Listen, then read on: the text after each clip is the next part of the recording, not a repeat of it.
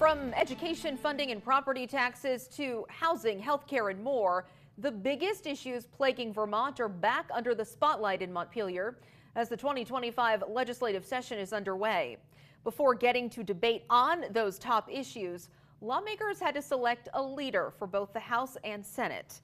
ABC 22's Matt Holderman joins me now live in the studio with the results and more conversation from those in the State House.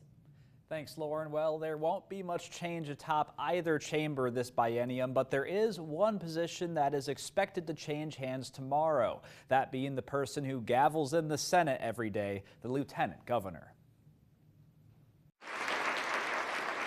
Rounds of applause raining out at the Vermont State House Wednesday morning as state legislators kicked off the new session by re-electing a pair of proven leaders to run the House and Senate. State senators unanimously picked Phil Baruth to remain Senate President Pro Tem, while state reps voted in Jill Krawinski as House Speaker for the third consecutive term, choosing her over independent Laura Sibilia by a final margin of 111 to 35. Based on the tally, that means at least 17 Republicans voted for Krawinski, perhaps an early answer to calls asking lawmakers to put party labels aside this year in their decision-making. Sibilia told me Tuesday that win or lose, she too hopes to see more compromise this session. When I came into the State House a decade ago, the expectation was really much more around working together to get to solutions, and I'm excited for that to be the case this session.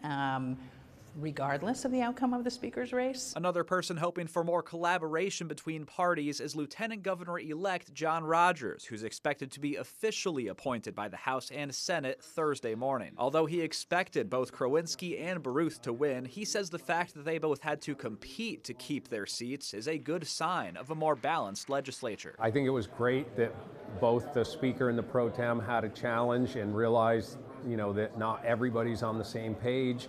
I'm hoping that pushes us towards more bipartisan legislation. As far as what lawmakers get to work on first, Rogers says there is one issue in particular at the top of his ticket. We have a lot of issues to address, but nothing else matters if we can't afford to live here. So top priority is affordability.